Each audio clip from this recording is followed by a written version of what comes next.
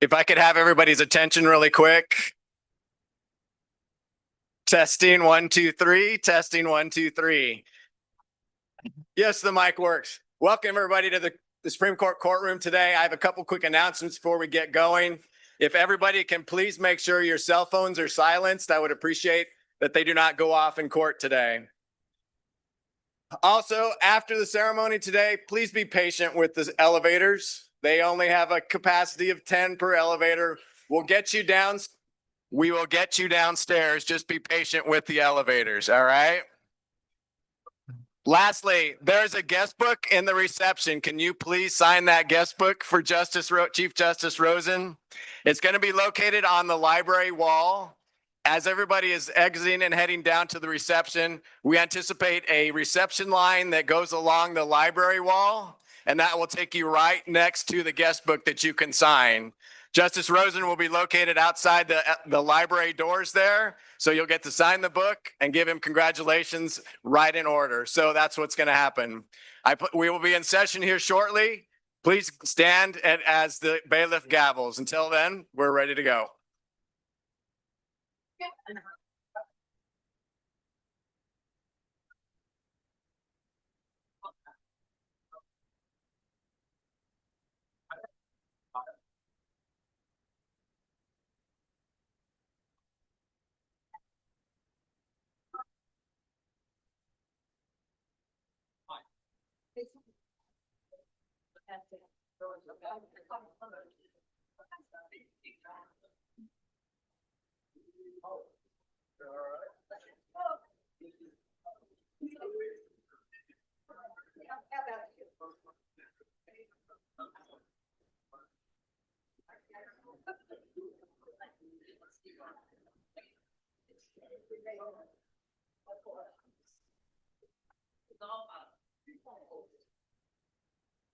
No, not at all.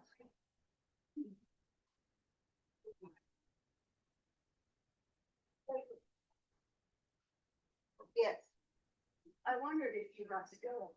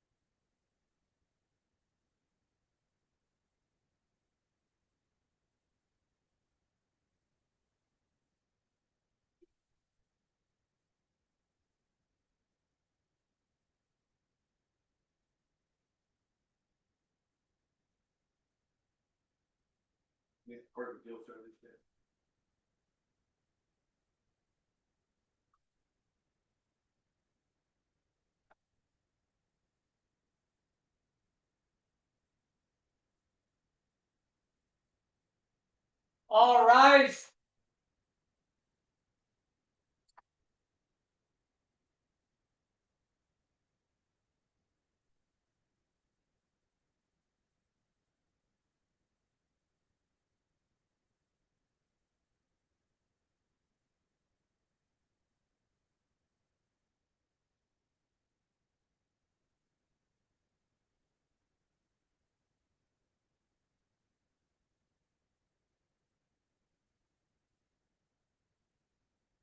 The Honorable Justices of the Supreme Court.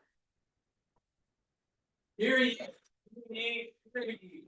All persons having business before this court are admonished to draw nigh, and give their attention to the court. Now sitting. Please be seated.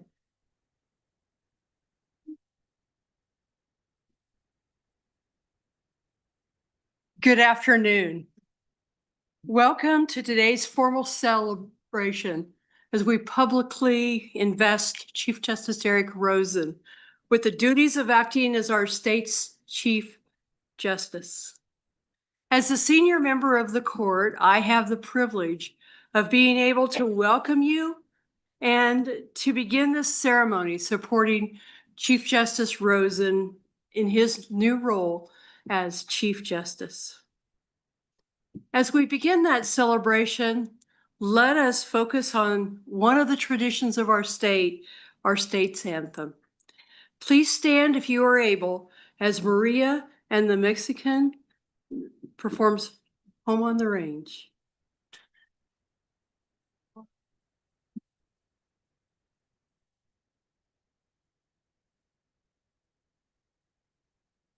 Where the deer play.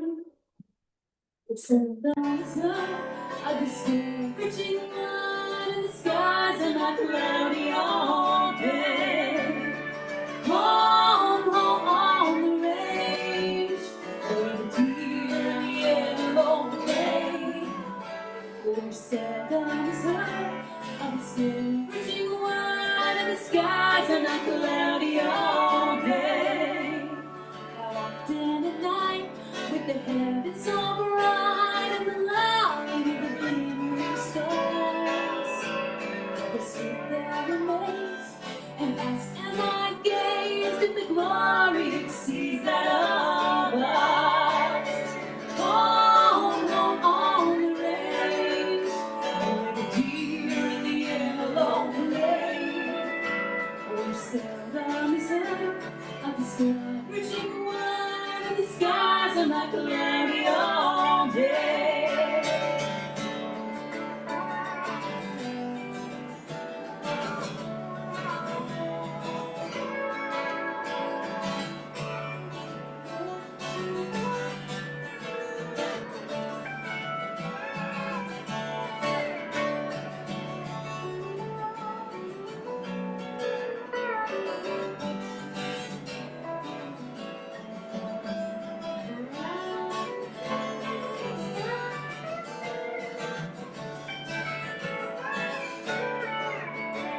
Oh, give me a lamp with a bright diamond sand flows leisurely down the stream, and the graceful white swan comes gliding along like a maid in a heavenly dream. Home, home on the range, where the deer and the antelope play. Where seldom is heard a discouraging word, and the skies are not cloudy all day. And the skies are not cloudy all day. And the skies are not cloudy all day.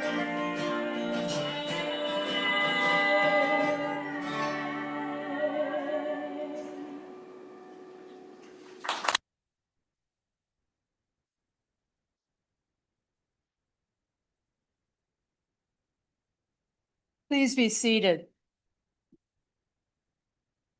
Thank you for that beautiful rendition of our state's song.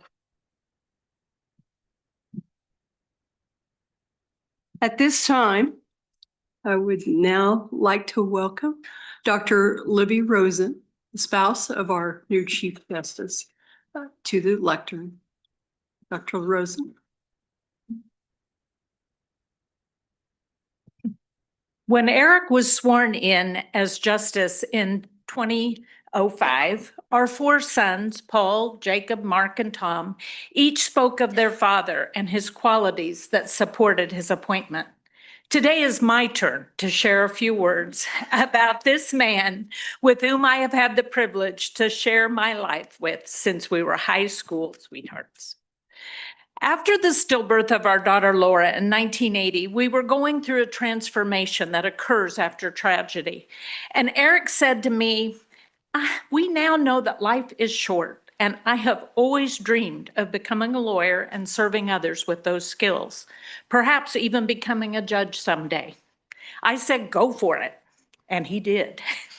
So after 5 years of public service as a school social worker, he started law school part-time, continuing to work, helping raise our sons, and even adding a third during this process. Mark's birth caused him to miss one of Jim Kincannon civil procedure classes. But his aptitude for this journey began long, long ago, starting with his understanding of plain meaning, literal interpretation of words. He was 3, and his father saw Eric enjoying an apple and said, "Can I have a bite?" Eric paused for a second, went over and bit his father.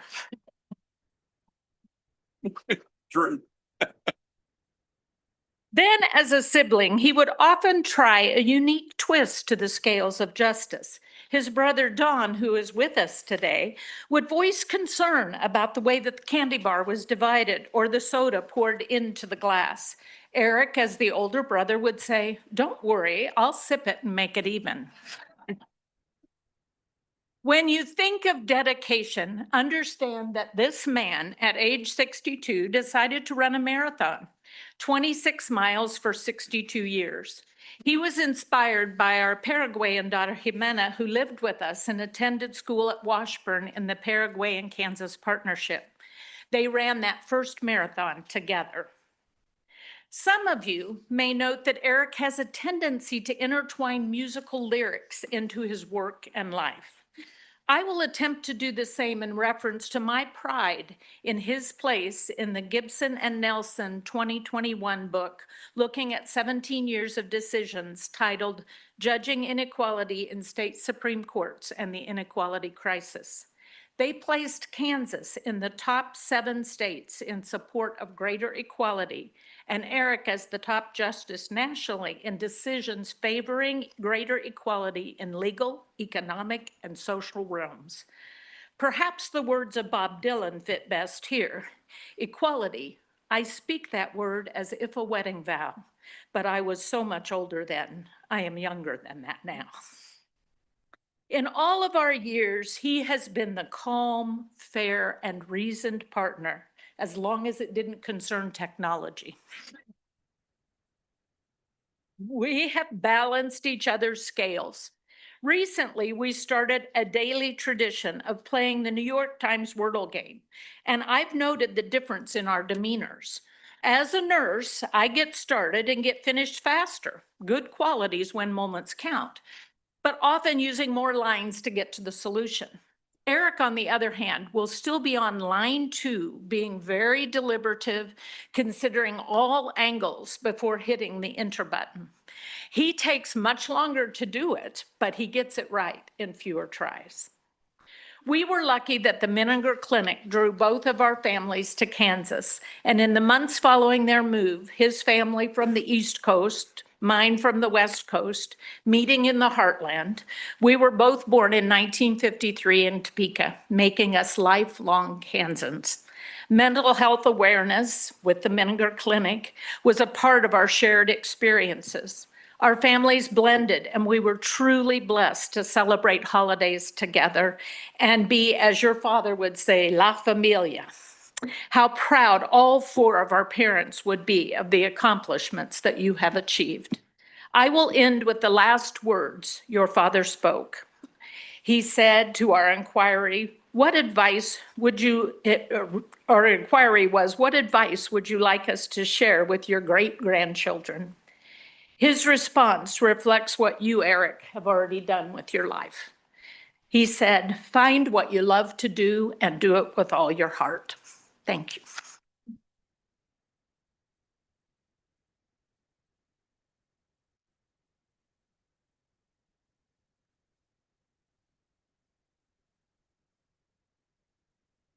Thank you. I can't hold a candle quite to that length of time of knowing Chief Justice Rosen or of having worked with him. but I have served with him as a judicial colleague for over 30 years. Since his appointment to the district court bench in Shawnee County, where I already sat.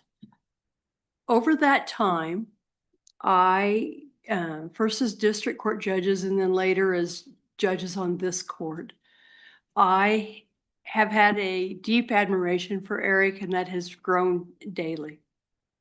From the outset, as Dr. Rosen has so aptly pointed out to us, he guarded the principles of fair and equal justice for all. Litigants in his courtroom. And when we started, that was like right next door to me. We shared the common area and all but shared courtrooms. And then later we were next door neighbors, and then we've remained that way for so long. So I could see that those litigants knew that their economic, ethnic, social, religious, or political backgrounds were irrelevant.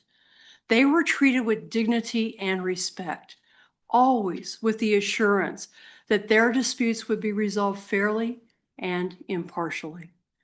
I also came to respect someone as a public servant that he is. Someone who prepares diligently and carries out his duties with great care. I didn't know about Wordle, but now I can make that link, certainly. When we later served together on this court, I saw new ways in which he inspires all of us, not only in his clearly written opinions, but through his leadership. Some of that leadership has focused on attorney discipline and attorney well-being, championing efforts that have elevated the profession and laid a foundation for its future. We are deeply grateful for his contributions, both personal and professional, to us, our profession, court system, and our community. He has done much to build public trust in a system of fair and impartial justice and to protect the rule of law. Over the past few months, Chief Justice Rosen was called to become acting Chief Justice with no warning of, okay, here's the day. This is the day that you get called to step in.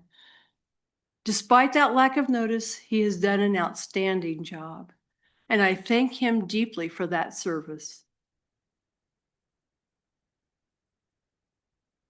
We now have the opportunity to see how Chief Justice Rosen's passion for justice and dedication for the betterment of our profession, our state, and humanity will continue to strengthen the Kansas justice system in his role as Chief Justice. As I wish him every success in his role as Chief Justice, I invite him to join me in front of the bench to publicly swear or affirm his oath of office as Chief Justice.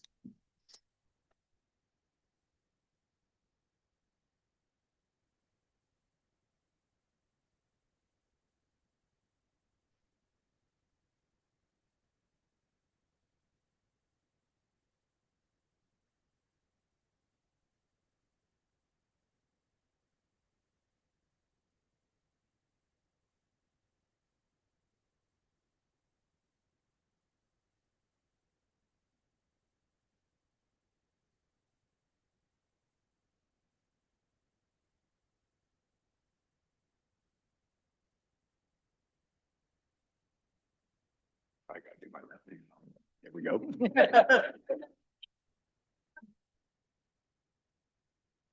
Do you, Eric S. Rosen, solemnly swear or affirm that you will support the Constitution of the United States and the Constitution of the State of Kansas, and faithfully discharge the duties of the Chief Justice of the Kansas Supreme Court, so help you God? I do.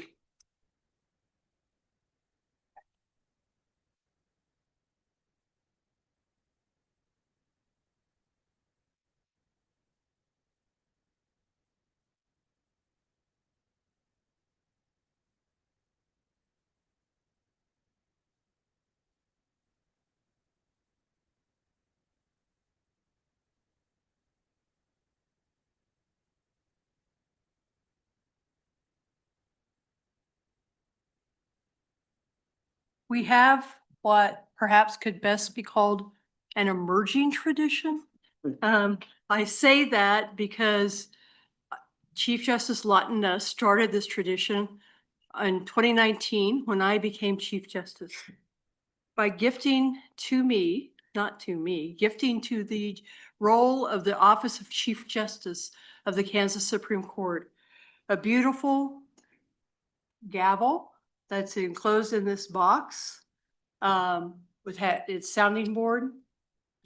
It's hard for you to see this, but it's a beautiful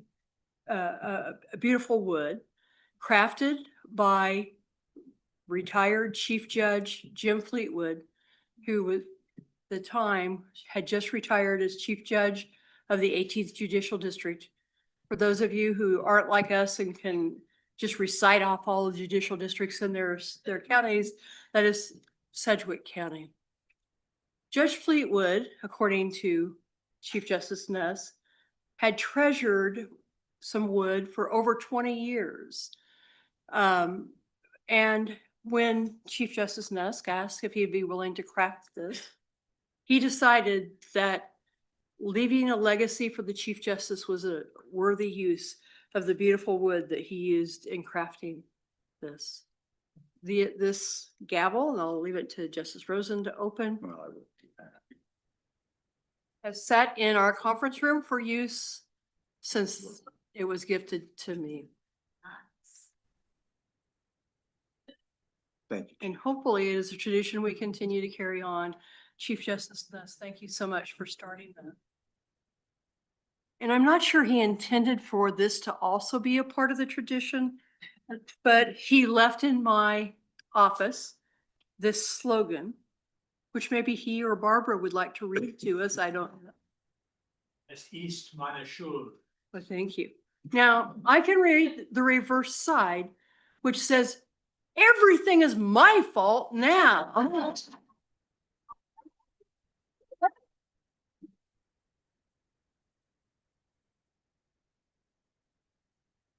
So much like the buck stops here, I have kept this in my line of sight throughout the last 5 years. And I'm very, very pleased to be able to have that.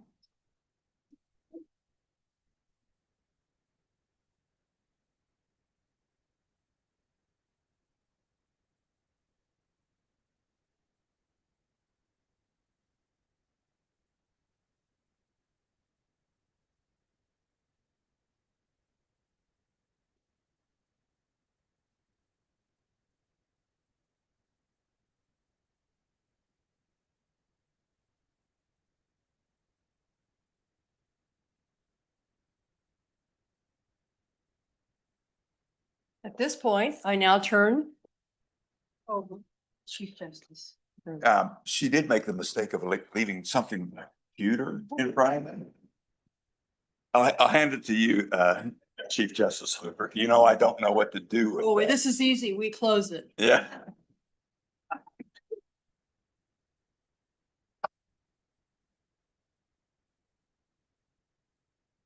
Situated here.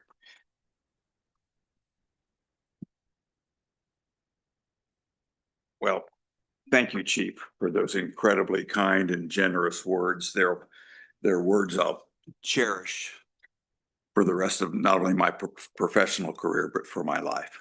Thank you. Thank you very much.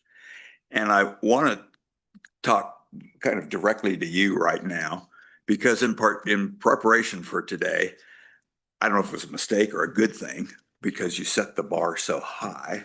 I watched the video of your Chief Justice swearing in which you referred to a scale of justice that sits in our court's conference room as a symbol of justice. You noted that the scale that you brought in was not in equilibrium. One side weighted down the many blessings you had received throughout your life, and the other side was raised high, representing the work ahead to restore the balance. Let me say this as plainly as I can. That scale has been in equilibrium well before today.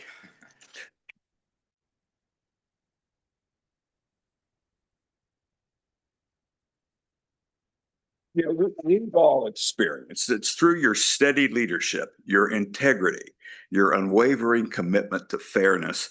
You brought that balance not only to that symbol, but to this court and to the public that we serve. Our challenge ahead then is not to correct an imbalance you left behind, but preserve the balance you worked so diligently to achieve. We do so by honoring the principles that you modeled: thoughtful deliberation, respect for differing views, and a deep understanding that justice is not static, but something we must continually tend to with humility and care. As I assume this role, I do so with profound gratitude for your service and with confidence that comes from following a Chief Justice who strengthened this court and left it on such solid ground. The scale you brought with you no longer reminds us of work unfinished, but of responsibility shared, and of the high standard you set for all of us who now carry that work forward. Again, Chief, thank you. Also, as we accept that shared responsibility and look forward ahead, it is fitting to pause to acknowledge the voices. Where are those voices that grounded us at the very beginning of the ceremony? We are deeply grateful to Maria the Mexican for their beautiful and moving rendition of our state song, Home on the Range. Maria and Tess Cuevas and their family have been close to our family since their births. Both were in daycare. They were in grade school, middle school, and high school with our younger sons. Birthdays, graduations, wedding celebrations have all been a part of our collective family's experiences. Their performance reminds us that justice, like music, is rooted in tradition and enriched by interpretation. Those familiar words, where the deer and the antelope play, we hear the story of open land, shared space, and belonging. In blending musical traditions, Maria the Mexican reminds us that this is truly a home on the range for all, across backgrounds, languages, and experiences. Through their artistry, those words were enriched by cultural expression that reflects the full breadth of our state, reminding us that harmony is strongest when many voices are brought together with purpose and respect. Their performance reminds us that this is truly a home shaped by many voices, traditions, and histories. Just as the scale of justice finds its balance through care and intention, our state finds its strength in harmony of many voices. We thank you for setting that tone so beautifully today and reminding us that the work of justice is ultimately about ensuring that everyone could call this place home. In recognizing moments like this do not belong to one individual alone, they are made meaningful by the presence of those who serve, support, and walk alongside us. I am honored, truly honored, by so many distinguished guests, including our governor, Governor Kelly. Thank you for being here, and her staff, members of the legislature, Chief Judge Sarah Warner, and members of the Court of Appeals. Thank you for being here. And I see it, district court judges and magistrate judges, community leaders from across the state. Your presence reflects the shared commitment among all branches of government and our communities to the rule of law and the principles that sustain our democracy. I am equally grateful to the family and friends who are with us today, and they're just kind of all right there. You just look at it, they're there. Some have known me since childhood, and I'm looking at some of them. And some have traveled from both coasts to be here. All of you represent relationships that sustain us over time and across miles, reminding us that no professional path is walked alone. You have offered encouragement in moments of challenge, perspective during moments of uncertainty, and joy during moments of success. Today belongs to you as much as it does to me. Another kind of small group out here I want to recognize are my former colleagues. I see Chief Justice Nuss, Justice Carol Beyer, Justice Nancy Moritz, and Justice Johnson, Justice Lee Johnson. Working alongside you has been both a privilege and a continued source of learning. Your dedication, your professionalism, and collegiality strengthen this court and our broader legal community. I'm so grateful for your support and for the trust you place in me as I step into this role. Thank you all very much. I would also like to pause to acknowledge educators who shaped my path long before I ever took an oath of office. From my earliest teachers who instilled curiosity and imposed discipline, or at least they tried to impose discipline, to the professors who challenged me to think critically and write carefully, I am deeply indebted to those who believed in the power of learning as a public good. I am especially grateful to my law school professors and mentors who taught me not only substance of the law, but the responsibility that comes with it, the obligation to reason carefully, to listen fully, and to remember that behind every case are people whose lives will be affected by our decisions. Whatever judgment and perspective I bring to this role, in no small measure, is the product of their patience, their rigor, and commitment to education in the service of justice. And also, I would be remiss if I didn't recognize those who are not with us today, particularly those who have passed since my last swearing in 20 years ago. Time grants us experience, but it also brings loss. I carry with me memories of my friends, my colleagues, and mentors whose guidance continues to inform me in my work. Most especially, I honor my parents, Erwin and Betty Rosen. Though they are no longer here to witness this moment, their values, their sacrifices, and unconditional love and belief in me remain a constant presence in my life.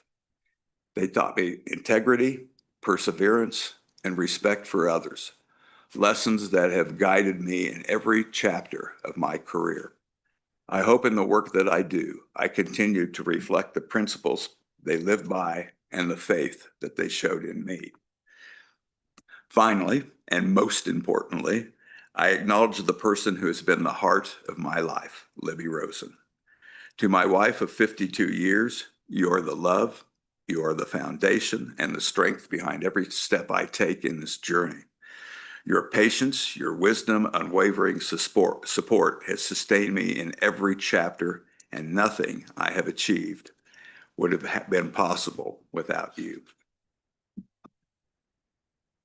I am also profoundly grateful to our children and grandchildren, all over here, like I said. You remind me daily of what truly matters and the responsibilities we bear to leave behind a world in a better place than we find it. You are my greatest source of pride, joy, perspective, and my clearest reminder of why the work we do, not just for today, matters and for generations to come. With that, together with loved ones, public servants, and colleagues, you all form the foundation that makes me taking on this responsibility both possible and meaningful.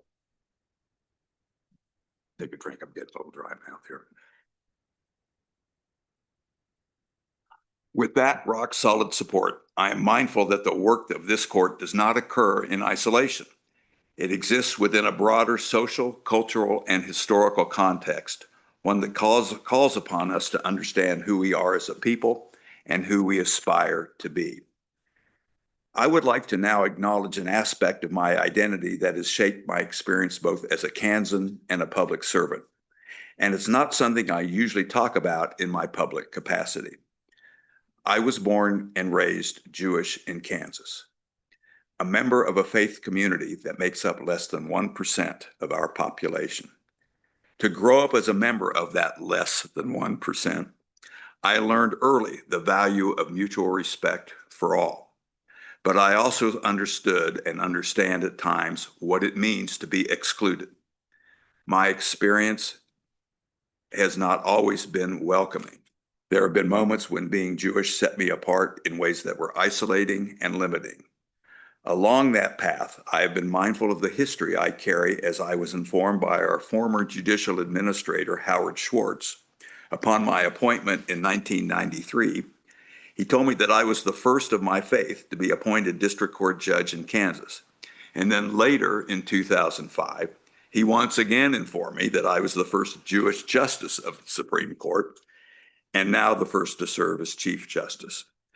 These milestones are not about distinction for their own sake, but about what they reflect. The enduring promise, while we still have many hurdles to clear and barriers to break, we have opportunities for participation and achievement in Kansas are open to all.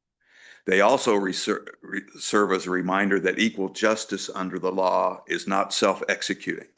It requires vigilance, it requires humility, and a continued commitment to ensuring that our institutions truly belong to everyone they serve. Our state, proudly, has always been shaped by diversity of culture, of experience, and of perspective. Those differences are not a challenge to the rule of law, they are one of its greatest strengths. It is the lived reality of people who come before our courts seeking fairness and justice. It is complemented by a broader richness of viewpoints and backgrounds that strengthens public trust and deepens our understanding of the law's impact. The rule of law endures not because it is rigid, but because it is principled, capable of being applied fairly and consistently to all, while remaining responsive to the realities of the people that it serves. Over the last 20 years, I have learned that the role of this course is both modest and profound. We do not make public policy, nor do we chase public approval. The oath I swore to today commands our duty is to interpret and apply the law faithfully, to safeguard constitutional privileges and principles, and ensuring that justice is administered without fear or favor. In doing so, we must always be mindful that the decisions we render affect real lives and shape public trust in our institutions. I did a little research for this, and it's really interesting because history reminds us of what I just said, that our court has not shied away from that responsibility.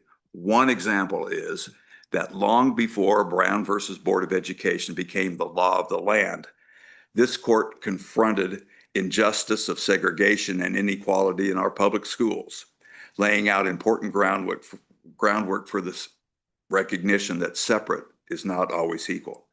As early as 1881, I'll repeat that, in 1881, in Board of Education versus Tinnen, here's what we said, quote, "If the board has the power because of race to establish separate schools for children of African descent, then the board has the power to establish separate schools for persons of Irish descent or German descent. And if it has the power because of color to establish separate schools for Black children, then it has the power to establish separate schools for red-headed children and blondes. We do not think that the board has any such power." With many cases to follow, all following the doctrine of separate but equal, violative of both constitutional and existing Kansas law in an era when such a position was not in accordance with social norms.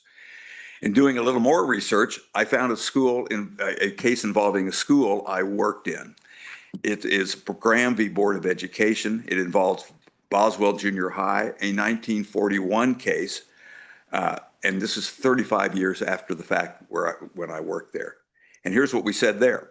This court has reached the conclusion that the position of the defendants is untenable.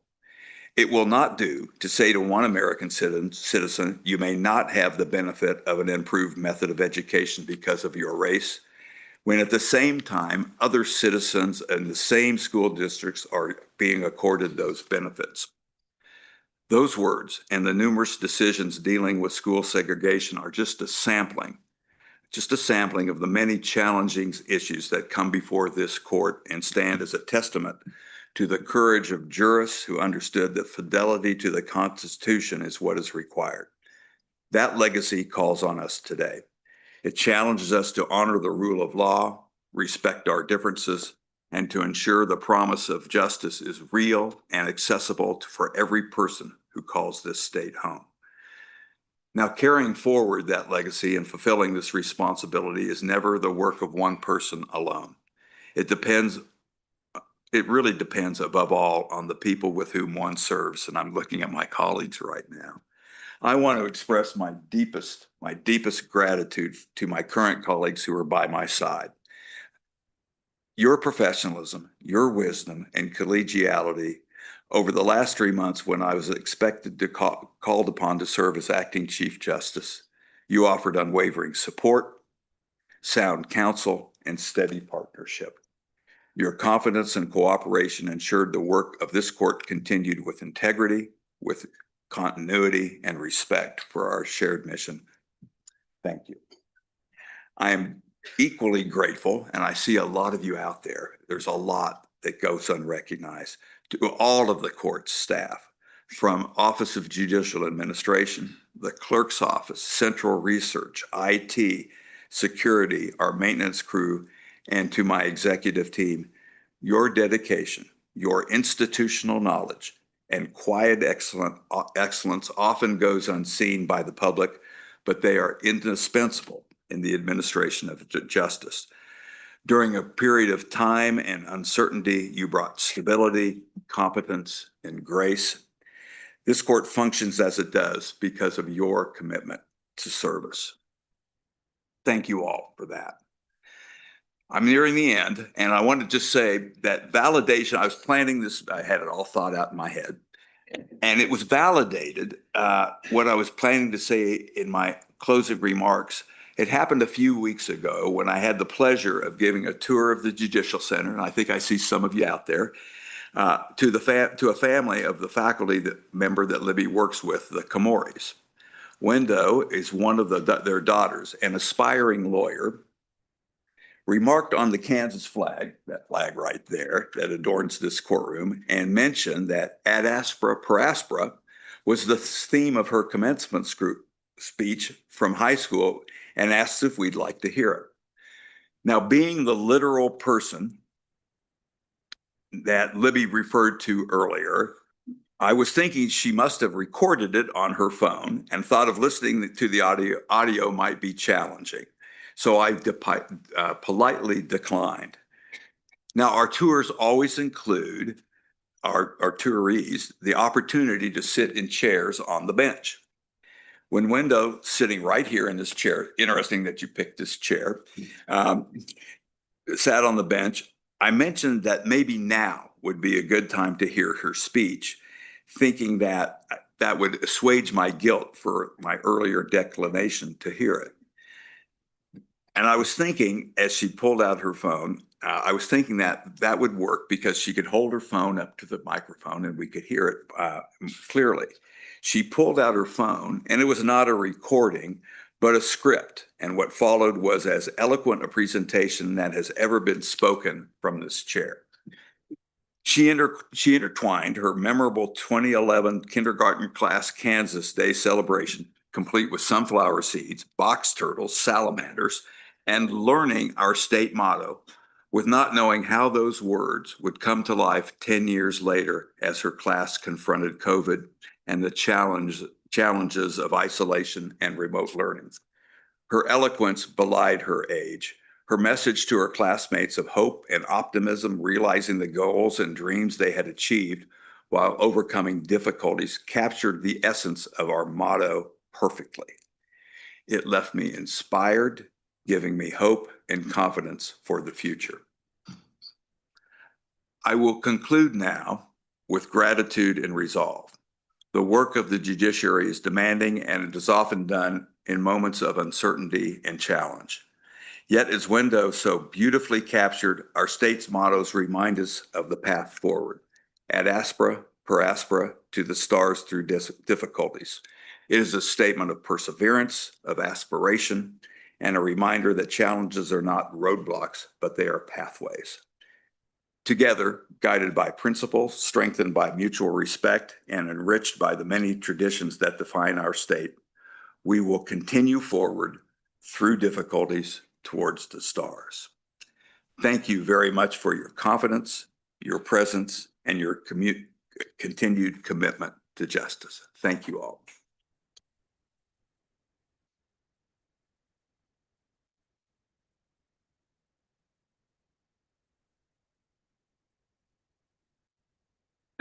Now, as many of you know, as Libby mentioned, my love of music, no gathering like this is complete without an encore. And I haven't shared what they're going to sing, but Maria and I talked over last weekend, and this is what we chose.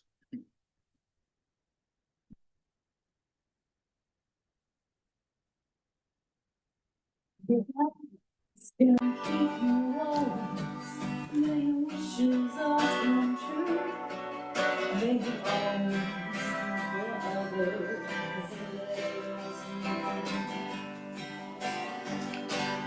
May you build a ladder to the stars and climb on every one. May you stay.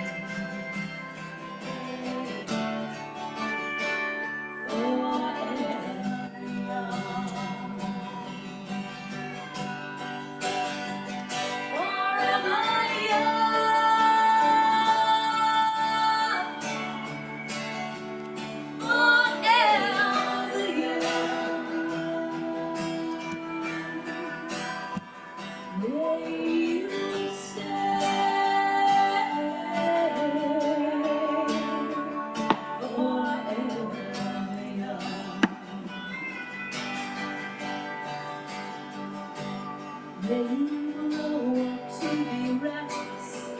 May you know what to be true.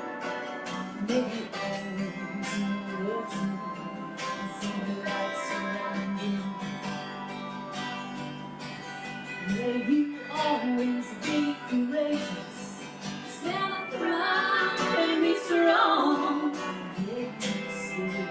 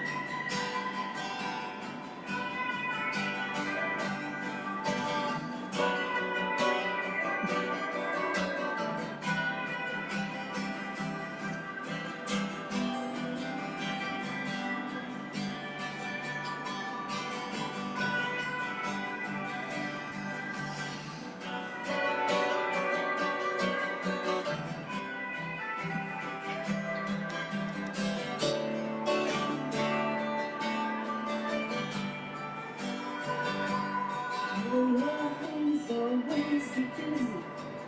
May your feet always be swift.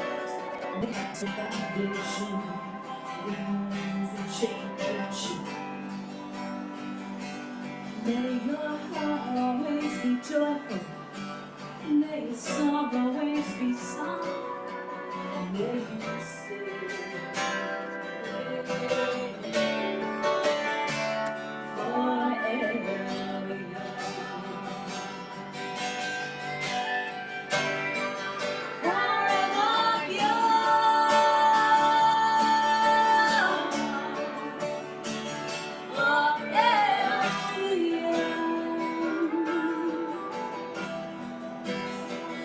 May you stay.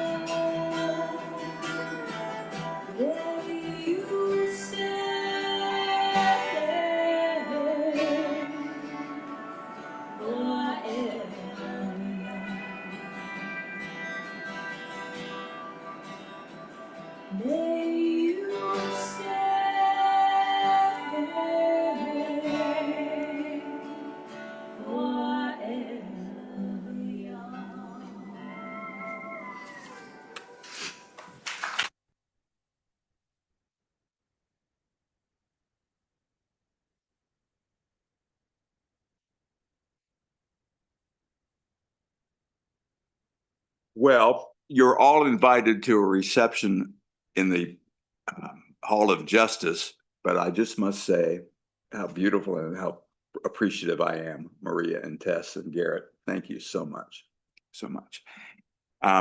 You're all invited downstairs to the Hall of Justice for a reception. And with that, I think this is the second time this has been used, And like you mentioned at yours, I've never done this. With that, court is adjourned.